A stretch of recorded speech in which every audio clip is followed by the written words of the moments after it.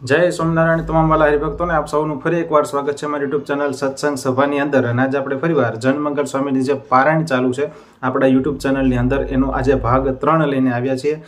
આજના આ પ્રવચનની અંદર જનમંગલ સ્વામીના પ્રવચનની અંદર આજે આપણે હાસ્ય રસની સાથે સાથે જીવનમાં જે એક સ્વાર્થ વિનાનું જીવન કઈ રીતે જીવવું, માણસ દરેક જગ્યાએ સફળ કઈ રીતે થઈ શકે અને જે મોહ માયાનો ત્યાગ કરી અને સરળ જીવન, માનસિક શાંતિવાળું જીવન કઈ રીતે જીવાય એની વાત આજે આપણે પૂજ્ય જનમંગલ સ્વામી પાસેથી આ પ્રવચન સાંભળશું।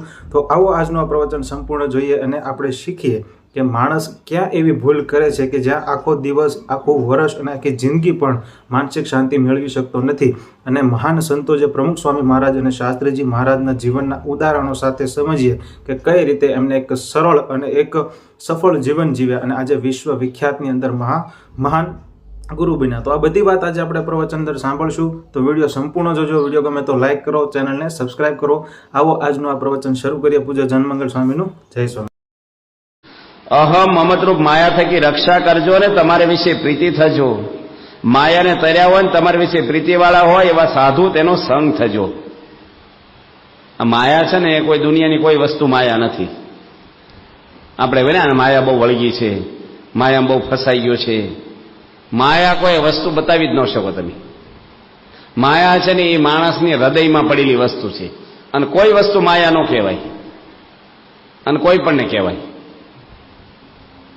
અહમ અને મમત્વ એ શેમાંથી થાય એ નિર્ણય લઈ જ ન શકો તમે, ગમે તેમાંથી થાય। જો તમે પૈસાવાળા હોય, અમુક માણસો અહીં બેઠા હોય તો હશે, નહીં આવ્યો તો આવતા હશે કોક વાર। પૈસો આવે એટલે આપણને શું વધે? અહમ વધે, એટલે માયાવધી કહેવાય। કોકને જોજો ખાટું ન ભાવે, કોકને તીખું ન ભાવે, કોકને ગળ્યું ન ભાવે, પણ માન તો બધાને ભાવે। અહમ બધાનું પોસાય। સ્વામી લખ્યું છે કે મૂર્ખ માણસને વઢે ને ત્યારે રાજી થાય અને ઓલા મૂર્ખના વખાણ કરે ત્યારે રાજી થાય અને ડાયાને વઢે ત્યારે રાજી થાય। આપણે શેમાં આવી? ગુણાતીતાનંદ સ્વામીના વચન છે આ। આપણી કોઈ ભૂલ દેખાડે તો યોગી બાપા કહેતા કે મને ટોકે ગમે। અહમ હાવ નીકળી ગયું છે। શાસ્ત્રીજી મહારાજ પોતે જયારે બોચાસનમાં હતા અને બામણ ગામની અંદર આપણા 4 સાધુઓ મંદિરના મેળા પર આરામ કરતા હતા, રાત્રે સૂતા હતા। જૂના મંદિરના સાધુઓ આવી અને આપણા સંતોને ઉચકીને બજારમાં નાખી દીધા। રાત્રે 2 વાગે ઊંઘેલા સંતોને નીચે રોડ ઉપર નાખ્યા, ઉપલા માળેથી, અને બહુ વાગ્યું, દાખલ કર્યા। અને ત્યાં એક આપણા હરિભગત હતા ચતુરભાઈ કરીને બામણ ગામમાં, એની કેસ કર્યો જૂના મંદિરના સાધુ ઉપર અને 4 સાધુને જેલમાં નાખ્યા। પહેલી વાર સ્વામિનારાયણ સાધુ જેલમાં ગયો હોય ને, પહેલી વાર આ પૃથ્વી પર સ્વામિનારાયણ સાધુ તો બામણ ગામમાં સંતો માર્યા ને ત્યારે ગયો। હવે તો 7 વારે કોઠે પડી ગયો લોકોને, પણ એન્ટ્રી એ વખતે પહેલી વાર જેલમાં ગયા। અને એ વખતે દાવા નહોતા કે ભાઈ ફોન કરો ને છૂટી જાય, ધારાસભ્યને ફોન કરો, લાંચનું છે ઓછી હતી વર્ષો પહેલા, અને બહુ મહેનત કરી પણ છૂટ્યા નહીં। જેલ બહુ હજળ હતી, પહેલા તો સિમેન્ટ નાખીને રોટલા ખવડાવે, બહુ કડક। અને વડતાલના કમિટીના બધા સભ્યો આવ્યા, કોઠારીઓ આવ્યા, બોચાસનો આમ તો કોઈ આવે જ નહીં આપણા મંદિર સામે, પણ આવ્યા અને જ્યાં સાસરીમાં ત્યાં જ બિરાજમાન હતા। આવીને તરત કંઈ કહેવાય કે છોડી મૂકો તમારા ઘરે, અમે જે ચંપલ કાઢીને તરત કહેવાય ધર્માદો લખાઈ દો, ભાઈ બેહો ઘડીક, દીકરો શું કરે છે, તબિયત કેમ છે, ધંધો કેમ છે? તમે દવાખાને જાઓ, ડોક્ટર સીધો ઇન્જેક્શન લઈને ઉભો રહે તો તમને શું થાય? ભૂંગળું કહે, હળવું થાય, પછી ધીરે રહીને કરે। એમ સંતો આવ્યા, ઓ સરસ મંદિર બાંધ્યું સ્વામી, તમે બહુ દાખલો કર્યો, કારણ કે વખાણ તો કરવા પડે। શાસ્ત્રી મહારાજ આગળ આવ્યા, સ્વામી દર્શન કરવા લઈ ગયા ઉપર, કરવા તો પડે જ। આપણે તો મંડિયા કે વિમુખ કે વિઘ્ન ગણાઈ નાખ્યા, પણ વીજળી થાય ને ગધેડી પાટા મારે, વીજળી બંધ થાય? શાસ્ત્રી મહારાજે બતાવી ધાતુની મૂર્તિઓ પગે લગાડ્યા, ગાદી તક્યા નાખ્યા, ઉકાળો પીવડાયો। પછી સ્વામી પૂછ્યું શું કામે આવ્યા છે? કયો કે સ્વામી જે થવું થયું થઈ ગયું, અમારા શાંતોની ભૂલ થઈ છે, પણ હવે તમે જેલમાં જાય એમાં સ્વામિનારાયણનું ખોટું દેખાય, માટે હવે તમે એને છોડી મૂકો। સ્વામી પેલા હરિભગત બામણ ગામ નજીક જ બોલાવડાવ્યા, આવ્યા ઘોડી લઈને, સમજી ગયા બધું કે બેઠા છે એટલે આજ હશે। સ્વામી કહે પેલા સંતો પર તમે કેસ કર્યો છો ને છોડી મૂકો। બધી આજ્ઞા પાળી જ પેલા ભાઈ કે ચતુરભાઈ કે, પણ આ આજ્ઞા તો નહીં જ પાળવી કે, અમારા દાદાએ મંદિર કર્યું છે ને સંતોની સેવા કરવા કર્યું છે, મારવા નથી કર્યું. અમારા ડોહાના પૈસા મંદિર થયું છે. સાધુ આવી રીતે કરે એને સજા થવી જ જોઈએ. કે શાસ્ત્રીજી મહારાજ કે નહીં છોડાવે ને ક્યાં સુધી અન્ન પાણી મારે હરામ છે, હું અન્ન પાણી નહીં લઉં. પછી પેલા ઢીલા પડ્યા અને છોડાઈ આવ્યા. જો સ્વામીના મનમાં બદલો લેવાની ભાવના હોય, કાંઈક પેટમાં પાપ હોય તો ન કે પેલા ને જો હરિભગત વેગમાં છે અને સમજશે નહીં, પછી હું ધીરે ધીરે સમજાવીશ. પેલા હું કે હું ગમે તે કહું તારે છોડવાના નથી, તો છૂટે કોઈ દાડો. પણ સ્વામીની સાધુતા છે. આ BAPS સંસ્થા છે ને એ સાધુતાના બેઝ ઉપર ઊભી છે, પૈસાના જોરે નથી કઈ સંસ્થા. આ ડોક્ટર સ્વામી, ત્યાગલો સ્વામી, મહાન સ્વામી, બધા મોટા સદગુરુ સંતો અને બાપાનું તપ, બાપા તો ભગવાનનું સ્વરૂપ છે, એની ભક્તિ, એને લઈને આપણી આજે દુનિયામાં BAPS ની બોલબાલા છે. આપણે આખી સંસ્થાને ખરીદી લઈને એવા શેઠિયાઓ પડ્યા દુનિયા ઉપર. પૈસાથી કઈ નથી વિશેષતા, જીવન જીવે છે આપણે ત્યાં. કોઈ ડોક્ટર થયો હોય, તમને ભાવ તો થાય, ઓહો ડોક્ટર બન્યા છે, અને તમે કહો કે અડધા પૈસા ઓપરેશન કરે છે. ગરીબોને લેતા જ નથી, કેટલો ભાવ થાય આપણને. અને એને 10,000 ઓપરેશન કર્યા ને એ કઈ ફેલ નથી ગયો, બધા સક્સેસ, તો વધારે ભાવ થાય. પણ પછી એમ કે એનું ચારિત્ર ખરાબ છે ને એને દારૂ પીવા રોજ જોઈ છે. ભાર ઉતરી જાય કે ન ઉતરી જાય? હોદ્દાના ભાર નથી, અંગત જીવનના ભાર છે. જીવન જીવે છે ને એનો મહિમા છે. પ્રમુખ સ્વામી મહારાજ કોઈની જોડે અહમ મમત્વની કર્યું જ નથી ને આવ્યા જ નથી કાંઈ. બધા જ હરિભક્તોની ધ્યાન રાખી છે.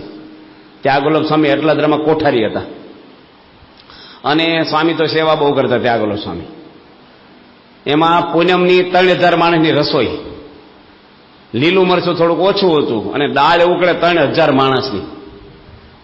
એક છોકરો અશોક કરીને બ્રાહ્મણનો દીકરો રસોડામાં સેવા કરે. ત્યાગોલબ સ્વામી કે એક ચમચો ભરીને દાળમાં તો દળેલું મરચું નાખી, લાલ કલર પકડે ને દાળમાં છે તીખાશ આવે. પેલો મારી જેવો આળસ તે શું કર્યું, ચમચો લેવાનો ગયો પણ ડબ્બો નમાયો. 5 કિલોનો ડબ્બો હતો મોટો અવડો, તેમ સદ નમાયો કે વાટકી જેટલું નાખી, આખો પોળો પડ્યો મારી પર મરચર બધું 5 કિલો.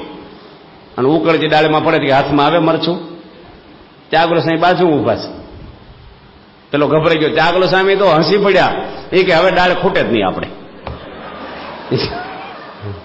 જો હસી જવું ને, આ સ્વભાવને ફેરફાર ક્યાં કરે? માણસની કિંમત ક્યારે જાય છે? આવા ટાઈમે. તમારા ઘરે મહેમાન આવ્યા હોય, રસ કાઢ્યો હોય, સીઝન હાલે જ કેરીની, અને પવાલું ભરીને મૂક્યું હોય ફ્રીજમાંથી કાઢીને, પૂરી ને ભજીયા બધું બનાવ્યું હોય તમે, અને મહેમાન હાથ ધોઈને આસન નખાઈ ગયા હોય, અને એ વખતે છોકરો દોડા દોડા નીકળે ને પવાલાને ઠોકર વાગી જાય ને રસ ઢોળાઈ જાય. એ વખતે ટાંકી ફાટે નહીં તો હાથસા તમે. માણસની કિંમત એ ટાઈમે ખબર પડે કે કેટલું લેવલ છે તમારું. આમ મોઢાના હાવભાવ બદલાઈ જાય. હો, છોકરાને બોલવા મળે આંધળો છો, આમ છે. મહેમાને ફફડાટમાં અડધું ન જમે બિચારા, કે આપણું આમાં કઈ નહીં. પણ એ વખતે જો તમે હસી નાખો ને કે કાંઈ વાંધો નહીં, ભલે ઢોળાઈ ગયો રસ, આપણે શ્રીખંડ લઈ આવશું, પૂરીઓ તો છે જ, રસ કાલ કાઢશું, ગભરાશ નહીં, ક્યાં હોવાનું ઢોળાઈ ગયું છે, કાલે આપણે ફરીને કરશું, સાફ કરી નાખીએ. હસી નાખે, છોકરાને પીઠ થાપડે ને એ છોકરો જિંદગીમાં તમને ન ભૂલે.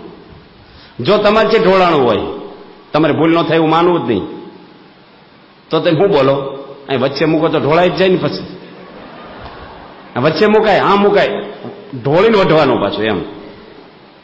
તારે એ વખતે વચ્ચે ન મૂકે, ત્યાં બાથરૂમ અગાસી મૂક્યા હોય, એટલે જમવાના ટાઈમે ત્યાં જ હોય ને બધા રસોઈ ભેગું જ ઢોળીને પાછો ખીજાય એમ.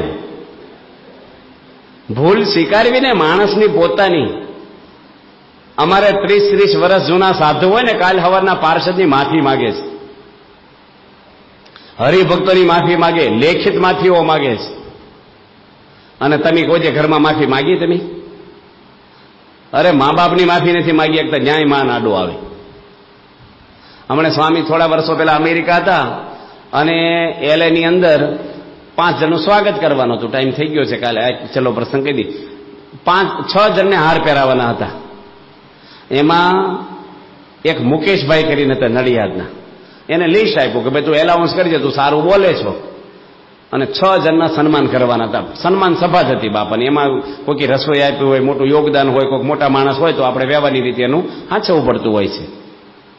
પેલા મુકેશ નવો ગયેલો અમેરિકાથી, બહુ ઓળખે નહીં આ લોકોના સ્વભાવથી. એને શું કર્યું, એક નામ ઉપર ચોકડીમાં દીધી અને પોતાના હગાનું નામ ચડાવી દીધું, અને કોઈને કીધું નહીં, એલાઉન્સ જ સીધું કર્યું, ત્યાં ખબર પડી. જે માણસને હાંસવા જેવા હતા, કાચના વાસણ જેવા ફૂટવાની તૈયારી હોય, એની ઉપર ચોકડી વાગી ભગવાનને કરવું. એનું નામ તો આવ્યું જ નહીં. એને તો એમ હોય પહેલું મારું જ આવવું જોઈએ, બીજું ન પોહાય એને બદલે હાવ કટ નાખ્યું. અને એને એવું ખોટું લાગ્યું, સભામાંથી ઊભા થઈ ગયા, મહિલા મંડળમાં ગયા, એના બૈરાઓને કે હાલો બહાર કે બાપાના આશીર્વાદ કાંઈ નથી આશીર્વાદ લેવાના, બહાર લોકો કે રહોડામાં ગયા કે આપણે ડબ્બા નાસ્તાના કે ડબ્બા નવા લાવી દે છે, આ લોકોનો ડબ્બો નથી જોતો આપણે. અને ઘર ભેગા થઈ ગયા. બાપાએ ફોન કર્યો, માફી માંગી, લેખિત માફીઓ માંગી. પ્રમુખ સ્વામી મહારાજનો વાંક કહેવાય કઈ, તો સ્વામી માફી માંગી. તમે બોલો છો ને ઘણી વાર ખોટું સહન નહીં થાય, ભાઈ ખોટું સહન કરવું પડે છે. રામચંદ્ર ભગવાને નથી કર્યું ખોટું સહન? બોલ્યા કઈ? શ્રીજી મહારાજ નથી કર્યું? લોજમાં આવ્યા ભગવાન સ્વામિનારાયણ, 10 મહિના સુધી મજૂરીઓ કરી છે સ્વામિનારાયણ ભગવાને. અરે ભેંસુને પેલું છાણ ભેગું કરે, કપડાં ધોવે, વાસણ ઉડકે, ભીખ માગે. સહજાનંદ સ્વામી, મુક્તાનંદ સ્વામી નો કહી દે કે અષ્ટાંગ યોગ સાધીને આવ્યો છો ને 4 વેદ મોઢે બોલો છો, મજૂરી શું કરાવો છો? નો કે મહારાજ બોલ્યા નથી, સેવક થઈને રહ્યા છે. અહમ એટલું નથી રાખ્યું. તો આપણું અહમ મમત્વ નીકળી જાય તો આપણને શાંતિ થાય. શ્રી સ્વામિનારાયણ ભગવાનની જય. ગરબામાં જાય, નવરાત્રામાં, લગ્નમાં બધું કરતા હોય ને, એમાં તો સર્કસ હોય, 12 વાગી જાય તો ખબર ન રહે. પણ આપણે 15 મિનિટ કરી કથા વાર્તા, શું શાંતિથી 2-4 કલાક સાંભળો ને તો કંઈક ઠરે. આ તો પંખાની સીટ બંધ કરો તો ઘડીક તો ફરે જ. એમ મન આપણું છે ને અહીં બેઠા હોય ને તો થોડીક તો આઘું પાછું થયા જ કરે. 2-4 કલાક સાંભળીએ તો થોડું ઠરે. એટલે આપણે વાત કરતા હતા અહમ મમત્વની, કે પ્રમુખ સ્વામી મહારાજ ક્યારેય કોઈની જોડે અહમ મમત્વ એને થયું નથી, કોઈ દાડો નહીં. અમે જ્યાં ન્યુયોર્કમાં બાપા સાથે સંતો હતા ને, અને બાપાને વાત કરી કે બાપા હાંકડી બહુ રૂમો છે. બાપા કે હાંકડી રૂમો હારી, કે આપણે તરત જડી જઈએ કોક હોય આવે ને તરત. અને એડિશન ગયા ત્યાંથી ન્યૂજર્સી, મોટા મોટા રૂમ બધા. અહીં બહુ મોટા રૂમ છે, કે મોટા રૂમ હારા, આપણે બધા હમાઈ જઈએ જેટલા હોય એટલા. સ્વામીને છે ને કોઈ દે કઈ આવે જ નહીં અહમ મમત્વ, ગમે તેવા સંજોગોમાં ન આવે. પ્રમુખ સ્વામી મહારાજને એવું કઈ છે જ નહીં કે હું કંઈક છું. અવડી મોટી સંસ્થાના જયારે અધ્યક્ષ હોય ને, બાપા થાવ રિટાયર જેવા લાગે, જેને કંઈક કરતા કરતા બીજા હોય ને સંસ્થાના, એવું તમને અનુભવાય ઘણી વાર. સ્વામી પૂછે આનું શું કરશું? બધું જાણતા હોય છે અને બધું કરી શકવાના સામર્થ્ય છે એનામાં, એટલું અહમ નહીં. અહમ મમત્વ નીકળે. યોગીજી મહારાજ પોતે ત્યાં ગયા, અયોધ્યા ગયા હતા બાપા. અને અયોધ્યાની અંદર જયારે આખી બસ ગઈ ને, એટલે બાપાએ એ વાત કરી કે ભાઈ આપણે અહીંયા રોકાવાનું છે. તો જૂના મંદિરના સંતોએ કીધું કે વાંધો નહીં, રોકાવો. મેળા ઉપર કથા કરે, અને ત્યાંના કોઠારી મહંત ને બધા બાપા જોડે ઉપર બેઠા. નાના નાના સંતો નીચે રસોઈ કરે આપણી સંસ્થાના, અને એ લોકોને નાના સંતો નીચે 2-5 વ્યવસ્થામાં હતા. આપણા સંતોએ કીધું કે ભાષણ આપો ને. તે નાની નાની તપેલીઓ આપે, 20 મણની દાળ થઈને એવડી તપેલી આપે. સંતો કે અમે તો 70 જણા આવ્યા છે ને, આવી તો 4 વાર દાળ કરીને તારે અમારે પૂરું થાય. તેમાં રસોઈ હાજે જમવાની નથી, બપોરે જમવાની છે. કેટલું રાંધી કે તે મોટા તપેલા આપો ને, કે મોટા તપેલા તમારા માટે નથી કે છે, આવું કીધું સંતોએ. એટલે આપણા સંતો કે હા અમે પડ્યા જ છે ને, તમારે હાટું છે એ કે લઈને આવવું જોઈએ નહીં, કે કોકના મંદિરમાં આવો ને આ આપો ને તે આપો. કે તમે ઉતારો આપ્યો છે તો મોટા 2 કાઢી આપો ને પછી મૂટકીને મૂકી દઈશું. અને રકઝક થઈને ને બાપા ઉપર સાંભળી ગયા અવાજ, અમુક અવાજ પછી વધે ધીરે ધીરે. અને યોગી બાપા તો બુદ્ધિશાળી ને, બાપા કે કીર્તન ગાઓ, એટલે હું અવાજ દબાઈ જાય પેલો હેઠેનો. બાપા કે હું બાથરૂમ જઈને આવું છું. બાપા નીચે ઉતર્યા યોગી મહારાજ, અને જૂના મંદિરના સાધુને 5 દંડવટ કર્યા યોગી મહારાજે. એ કે સ્વામી, સંતો તો દયાળુ હોય, અમારા સંતોને કઈ ભૂલ થઈ હોય તો હું માફી માંગુ છું, અને આ વખતે તે પેલા આપો, ફરીને આવશું ને ત્યારે અમે લઈને આવશું, અને અમે સાફ કરીને મૂકી દઈશું ને જરાય બગાડ નહીં થવા દઈ. કે સારું લઈ જાઓ કે છે. પણ બાટક્યા વધતો શાસ્ત્રી મહારાજ છે ને પંથથી નીકળેલા જૂનાગઢમાં, તે 12 જેટલા સંતો અને 15 હરિભક્તો, 25 જણનો કાફલો. અને એ વખતે જૂના મંદિરનો બહુ વિરોધ, સખત વિરોધ આપણો શાસ્ત્રી મહારાજ વખતમાં, કોઈ ઉતારો ન આપે. અને એક કોઈક બાવાનો આશ્રમ હતો, એમાં શાસ્ત્રી મહારાજ, યોગી બાપા, નિર્ગુણ સ્વામી બધા ભેગા ગયા. અને હાજે 9:30 વાગી ગયેલા, બધા ભૂખ્યા તરસ્યા થાકીને ગયેલા ચાલતા. મોટર તો હતી જ નહીં પહેલા. તે સુરતમાં હમણાં એક ભાઈને ખોટું લાગ્યું, મારી મોટરમાં કેમ ન બેઠા? અત્યારે મોટરમાં બેહારવાની પડાપડી કરે. ભરત મોટર જ છે નહીં, નિર્ગુણ સાંઈ મોટર મળે તો નિર્ગુણ સાંઈ પાણી પીવાય ન ઉભરું, ફરી જ કરું પધરામણીમાં કે ભરત બહુ દુર્લભ મોટર. અને એમાં જયારે બાવાના આશ્રમમાં ઉતર્યા તો યોગી બાપા કે આપણે કીર્તનો ગાઈને ચેષ્ટા બોલી. તે યોગી મારા સંતના મહિમાના કીર્તનો ગાયા. નારદ મેરે સંત છે અધિક અને કોઈ. તે પેલો બાવો હરિભક્તોને કહે જવો સંતનો કેટલો મહિમા છે, તમે કોઈ પગે લાગ્યા મને? તે નિર્ગુણ સ્વામી તો ચરોતરના પટેલને ચોખ્ખું બોલે.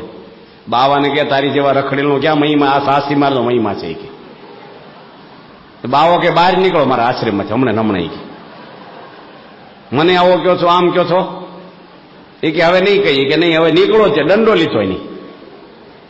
તે 10 વાગે બહાર કાઢ્યા રાત્રે. સાસી મારે કે પણ હું ખાવા આવું બોલ્યા, ન બોલ્યા હોત તો. એ કે પણ બાવો એના માટે મહિમા કે તો આપણે કહેવું ન જોઈએ. સ્વામી કે કહેવું હોય ને તો નીકળતી વખતે કેવું છું ને, આપણે રાત્રે હોય તો રહે. પણ ઓલો ફોસ આવે ને રહેવાય નહીં હો, અંદર ફોસ આવી જાય ને માણસને આમ. અને નિર્ગુણ સ્વામી તો ધડફડ હતા. અમે તો અહમ આવી જાય માણસને. શું આવે? અહમ. કોઈ પણ ને આવે. બોચાસનમાં પારાયણ વાંચવાની હતી અને બોરસદના નાથા કાકાના તરફથી પારાયણ હતી. મને કે તમે પારાયણ વાંચજો. મેં કે સારું. 1500 હરિભક્તો સભામાં બેઠા હતા અને 25-30 સંતો હતા અને મારે પારાયણ વાંચવાની થઈ. હું તો વ્યાસપીઠ ઉપર બેઠો. પછી એ લોકોએ હાર પહેરાવ્યો, પૂજન થયું, આરતી થઈ, વચનાદ કાઢ્યું, મંગલાચરણ કર્યું મેં અને નાળેછેડી બાંધી કાંડે અને ભગવત ચરણ સ્વામી મંગલાચરણ થઈ ગયું, વચનાદ કાઢ્યું, શરૂ કર્યું ને પછી આવીને ઉભા રહ્યા. મને કે તમે ઉતરી જાઓ, મારે કથા વાંચવી. સ્ટેજ ઉપર આવ્યા. હવે આપણે જાહેરમાં કંઈ કહેવાય, ઉતરી જઈ પડે એટલે ઉતરી ગયો. પછી બાપાને વાત કરી મેં બપોરે. મેં સ્વામી આવું કંઈ હાલતું છે ને કથા વાંચવું વહેલું આવવું જોઈએ કે અગાઉ કઈ રાખવું જોઈએ તો હું ન બેહેત. પણ આ તો ચાલુ કથામાં જ ઉતારી નાખે આપણને. કે સ્વામી કે ઉભા રહ્યો, માંડીને વાત કરો, શું થયું? ભગવચરણ સ્વામી બેઠા જ થયા. મેં કીધું આવું આવું થયું છે. સ્વામી કે સંતો કેટલા હતા? મેં કીધું સંતો 25-30 બેઠા હતા. બાપા કે કોઈનું પૂજન થયું છે? પૂજન મારું એકનું. તો એટલા તો ભાગશાળી ને તમે કે છે. હા, સ્વામીનું જ્ઞાન એવું છે ને. સ્વામી કહેતો તમારે કાઢે નાડા છેડી આવી, ચાંદલો કર્યો, હાર પહેરાયો. આ સંતો તો કાંઈ નથી છું, એટલું તો આપણે લાભ મળ્યો કે છે. આપણે હવડું લેવું બાપાથી. એટલે પછી આ જ્ઞાન છે ને એવું છે ને, તમે જે બાજુ જ્યારે જે વાપરવો ને એમ વપરાય. સ્વામીનું જ્ઞાન તો સાચું જ હોય છે બધું. સ્વામી એમને પત્ર લખ્યો ભગવતચરણ સ્વામીને અમેરિકાથી કે હું આવું છું ને આણંદ તો મારું સન્માન ના કરશો, પત્રિકા ન છપાવશો, નગરપાલિકાને ભેળવશો નહીં માલપા. અમે કઈ મોટી ધાડ મારી નથી આવતા ને બધી ઓહા કરવી નહીં. આપણે મંદિરમાં રૂટિનની સભા કરી લઈશું સત્સંગીની. આજ્ઞા પાળજો. પછી બાપા મુંબઈ ઉતર્યા પછી ફોન છોડ્યો પાછો. ટપાલ મળી ગઈ કે મળી ગઈ. સ્વામી કે જો અમને રાજી કરવા હોય ને તો આનો અમલ કરજો. જો વધારે ઠઠાડો કરશો તો બાપા કે હું બોચાસન જતો રહીશ, આણંદ નહીં રહું. અને બહુ જ કીધું સ્વામી. અને બાપા જયારે આણંદ આવ્યા તો નગરપાલિકા સન્માન રાખેલું. 10,000 પત્રિકા છાપેલી, આજુબાજુ ગામડાના બોલાવ્યા, બધી રોશણી કરીને તેજ મોટું બનાવ્યું. સ્વામી તો સભામાં બેઠા પછી કઈ બોલે નહીં. પછી જયારે જમવા બેઠા સ્વામી કે પટેલ, એને પટેલ કે ભગવતચરણ સ્વામી આણંદમાંજીના કોઠારી છે, તમને ફોન નહોતો કર્યો, ટપાલ નથી મળી, હું કામ આ બધું કર્યું? એ કે પણ તમે હું કામ એવું માનો છો કે મારું સન્માન થયું? એમ તમે તો સન્માન ને અપમાનથી પર તત્વ છો. એ કે આપણે એવું માનીએ કે મારું સન્માન છો, દુઃખ થાય નહીં. બાપા કે તમે મારું જ્ઞાન મને ઠપકારો છો પાછું. બાપા સ્વામી હસી પડ્યા. પછી સ્વામીને પછી મનમાં કઈ રાખે નહીં કહીશું. આપણે તો ટાઢા થતા વાર લાગે પાછા ગરમ થયા પછી. સ્વામીને 1 સેકન્ડમાં ભૂલી જાય, કશું જ નહીં, કાંઈ નહીં.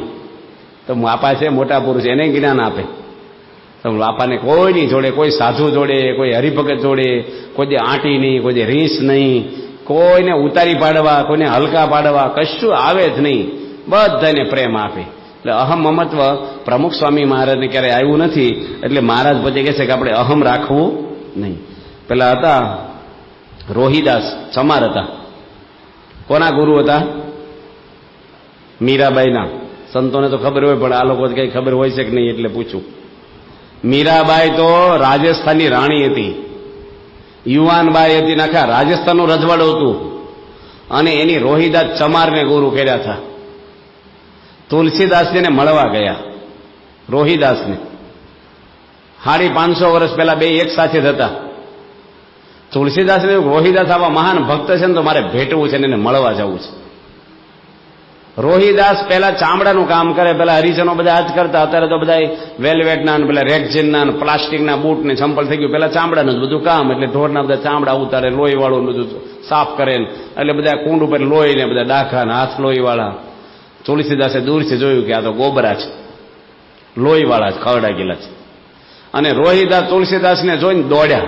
ઓહો, તુલસીદાસ ભક્ત આવ્યા, રોહિદાસ ભેટવા ગયા તો તુલસીદાસ પાછા ખસી ગયા 2 ડગલા. પણ એટલો બધો ઉભરો હતો ને તે ખંભે હાથ મૂકી દીધો રોહિદાસે તુલસીદાસને, અને લોહીનો ડાઘો પડી ગયો ને કપડા ઉપર. પેલા વ્હાઈટ જ પહેરતા, બધા કાબર ચિત્ર આવા કપડા જ નહોતા પેલા, બધાને ધોળા જ કપડા, અને ડાઘો લોહીનો જાય નહીં. અને એનો સેવક તુલસીદાસનો કપડા ધોવા ગયો પણ ડાઘો જાય નહીં. અને પેલા તો ખબર આવા પાવડર જ નહોતા બધા, અત્યારે તો બધા એરિયલ ને નિરમા ને જાત જાતના પાવડરો ને કેમિકલ ને બધું વોશિંગ મશીન. પેલા તો ગોરમટીથી ધોતા, અને એક હાબુ બહાર પડેલો કાતર છે 253 નંબરનો, ખબર, નાવાનો ગણો, ધોવાનો ગણો, તમારું લુગડું ફાડી નાખે એવો હાબુ. પહેલી વાર વર્ષો પેલા જોઈ લો, અત્યારે બધું નવું નવું થઈ ગયું. તે પેલા ડાઘો છે ને સૂસ્યો મોઢામાં, ડાઘો જાય ને લોહી વાળો, તે એક ટીપો એને પેટમાં જતું રહ્યું પાણી.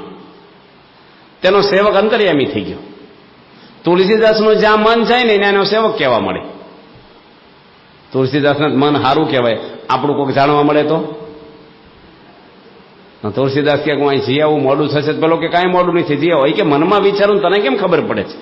એ કે તમારો ડાઘો શું છો ને એટલે પાણી પેટમાં જતું રહ્યું, એટલે મને આ બધું જ્ઞાન થઈ ગયું. ત્યારે તુલસીદાસ રોહિદાસને હવે તો ભેટવું જ છે, આવા ભક્ત છે. પાછા ગયા તુલસીદાસ. તુલસીદાસ ભેટવા ગયા ને તો રોહિદાસ ખસી ગયા. એ કે ભાઈ તુલસીદાસને ગમતું ન હોય, આપણે શું કામ ભેટવું, એના મનમાં એમ. ત્યારે તુલસીદાસ બોલ્યા કે ચતુરાઈ છૂલે પડીને ધીક ગયો આચાર, તુલસી હરી ભક્તિ વિના 4 વર્ણ ચમાર છે. મારા આચારને ધિકાર છે અને મારી ચતુરાઈમાં ચૂલામાં ગઈ. તમારી જેવા ભક્તને ઓળખ્યા નહીં, આડું આવ્યું કંઈક થોડું. એટલે યોગી મહારાજ આ બધી વાતો કરતા. પટેલ હતા એક, અને પટલાણી હતા. એની વિચાર કર્યો કે આપણે બાજરો વાઢવાનો છે અને મજૂર મળતા નથી, અને એક દિવસનું કામ જો સવારથી જઈએ ને તો સાંજે કામ બધું વાઇન્ડ અપ થઈ જાય. પણ છોકરાઓને કોણ રાખે? પટલાણી કે તમે ચિંતા ન કરશો, હું વહેલી ઉઠીશ અને છોકરાનું ખાવાનું બનાવી દઈશ ને પાંજરામાં મૂકી દઈશું. એટલે હુખડી ને પૂરીઓ ને શાક ને બધું બનાવીને પાંજરામાં મૂક્યું. છોકરાઓ હતા નાના, કીધું કે જો છોકરા તમે રમજો, અહીંયા ઘર હાંચવજો, ને ભૂખ લાગે તો પાંજરામાં ખાવાનું છે, ખાઈ લેજો તમે, અમે હાંજે આવશું. હવે કે સારું જાઓ. 2 વાગ્યા પટેલ કંઈક ભૂલી ગયેલા, લેવા આવ્યા ઘરે ખેતીનું કંઈક સાધન. તો છોકરા હાવ ઢીલા ઢપ થઈને ફળિયામાં બેઠેલા. એટલે કેમ ઢીલા છો બધા હાવ? કે ખાધું છે જ કોણે? કે તારી માં કહેતી છે હું ખાવાનું બનાવીને વહેલી ઉઠીને બનાવી દઈશ. કે પાંજરામ નથી મૂક્યું? કે પાંજરામ જવાતું જ નથી અમારથી. કે શું છે? કે હું અવાજ આવે છે. તે અમે ત્યાં બી છી. પટેલે ખોલ્યું તો બિલાડો ગીરી ગયેલો મારી પાસે, અને પટેલે ડંગોરો લીધો અને જે ફટકાર્યો ને એ બિલાડો ભાગ્યો. એમ યોગી બાપા કહેતા કે આપણા ઘરે સોફા છે ને ફર્નિચર છે ને બધું એસી છે ને બધું ખાવ સારી રીતે પીવો, પણ હું રૂપી બિલાડો છે ને તો તમને એકેયને સુખ નહીં લેવા દે. મારું ધાર્યું થવું જોઈએ. હું કહું એ જ થાય. આ ઘરમાં કોઈનું સાંભળવા નહીં આવે. રાવણ હતો ને એને એના દાદા માલ્યવાને સમજાયો, એના ભાઈ વિભીષણે સમજાયો, લાત મારીને કાઢી મૂક્યો. એની પત્ની મંદોદરી સમજાયો, હનુમાનજી સમજાયો. લડાઈ શરૂ થયા પહેલા છેલ્લે અંગતને મોકલ્યા રામે. હજી છેલ્લે સમજાય તો આપણે સીતા આપી દે, પાછા જતા રહી, લડાઈ નથી કરવી. પણ કોઈનું માન્યું? કોઈનું ન માને ને રાવણ કહેવાય. શું કહેવાય? અને રામ છે તરત માની જાય. નીકળી ગયા, બોલ્યા કાંઈ? એક શબ્દ બોલ્યા નહીં રામ ભગવાન, અને 1 કલાકમાં નીકળ્યા છો. અઠવાડિયું રાહ નથી જોઈ, કોઈ સમજાવે ને જેના વિચારમાં ફેરફાર થાય તો આપણે ધીરે રહીને જઈશું 5 દાડા પછી. કલાકમાં ફેસલો. સીતા માતા કાંઈ નથી બોલ્યા. નો કે હાહુ ને શું છે ભાઈ પ્રશ્ન? જંગલમાં છાથી મોકલો છો, શું છે તમારે? 4થો ભાગ કાઢી દો અમારો જે નીકળે. જાઓ ભાઈ, વેચી દો અમને. નો કે એક શબ્દ બોલ્યા નથી. કાંઈ નહીં. અથવા એમાંય કે હાલો આપણે જનકને ત્યાં જ રહીશું અને દીકરો નથી, ઘર જમાઈ તરીકે 14 વર્ષે આવશું, અમે જંગલમાંથી ગમે નથી, તમારા ઘરે નહીં રહી. એવું નહીં પાછું. જંગલમાં એટલે જંગલમાં. રામ ભગવાન લંકામાં પગ નથી મૂક્યો કે દશરથે ના પડી 14 વર્ષ જંગલમાં જ રહેવાનું, વસ્તીમાં જવાનું જ નહીં. કેવું કુટુંબ એનું થઈ ગયું હતું, પણ તૂટવા ન દીધું, ભોગ આપ્યો એક વ્યક્તિ. એમ આપણે અહમમત્વ આવશે, હું રૂપી બિલાડા, કોઈને ઘરમાં શાંતિ થતી નથી. આજે સુવિધાઓ વધે છે ને કુટુંબો તૂટતા જાય છે. બાપ દીકરાને મન તૂટે, હાહુઓના મન તૂટે, ભાઈઓ ભાઈઓના મન તૂટે છે. પૈસા વધે છે પણ અશાંતિ, શાંતિ બધી જતી રહે, અશાંતિ થાય બધાની. માટે આપણા જીવનમાં અહમમત્વ ન આવે, આપણે દાસ થઈએ, સેવક થઈને રહેવાનું છે. ખાડામાં પાણી ભરાય, ટેકરા પર ન ભરાય. નમી દે ને તો બધા ગુણ આવે આપણામાં. નમી દેવાનું હશે, ભાઈ તમે કહો બરાબર, હાલો હાથ જોડી દેવાના, ક્યાં નાના થઈ જવાના છે એમાં. પણ અહમ મૂકી દઈ અને બીજી મમત્વની વાતો છે એ આપણે હવેથી કાલથી કરીશું. શ્રી સ્વામિનારાયણ ભગવાન.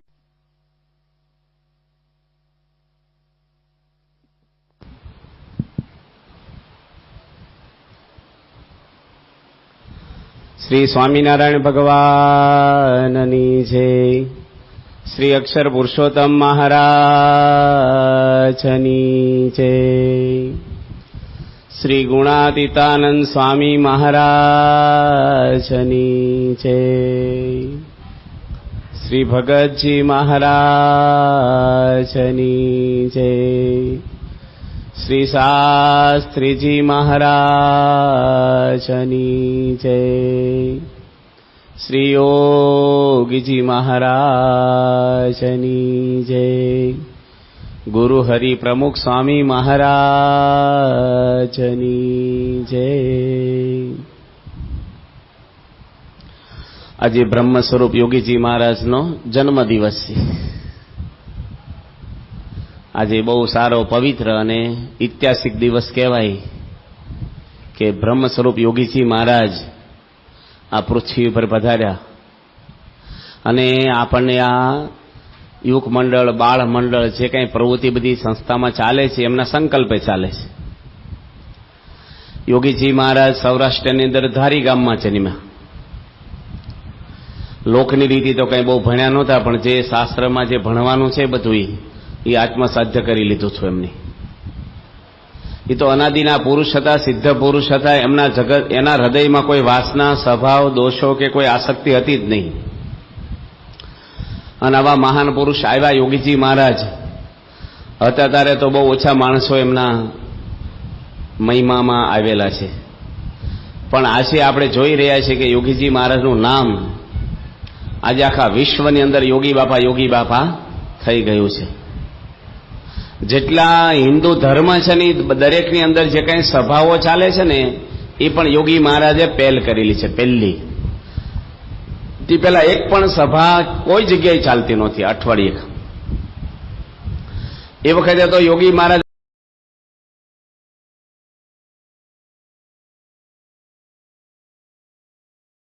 તો જોયું ને હરિભક્તો, આજના આ પ્રવચનની અંદર આપણે પૂજ્ય જનમંગલ સ્વામી પાસેથી શીખ્યા કે કઈ રીતે માણસ પોતાનો માત્ર એક સ્વભાવ બદલી અને જીવનને સરળ બનાવી શકે છે. આજના આ પ્રવચનની અંદર ઘણું બધું શીખવા મળે છે અને ખાસ જે માણસ ઘણી જગ્યાએ માનસિક રીતે અસ્વસ્થ અનુભવતો હોય ત્યારે માનસિકતા કઈ રીતની રાખવી એ પણ વાત આજે આપણે આ પ્રવચન અંદર શીખ્યા. આજે આપણી યુટ્યુબ ચેનલની અંદર પૂજ્ય જનમંગલ સ્વામીની જે પારાયણ ચાલુ છે એનો ભાગ 3 લઈને આવ્યા છે અને આવા ભાગ જોવા માટે અમારી ચેનલને જરૂરથી સબસ્ક્રાઇબ કરો, નોટિફિકેશન ઓન કરો અને નીચે જય સ્વામિનારાયણની કમેન્ટ અવશ્યથી કરો, જેથી અમને આવા વિડીયો બનાવવા માટે મોટિવેશન મળતું રહે. તો આવો મળીએ એક નવા જ પ્રવચન સાથે, એક નવા જ ભાગ સાથે. ત્યાં સુધી આપ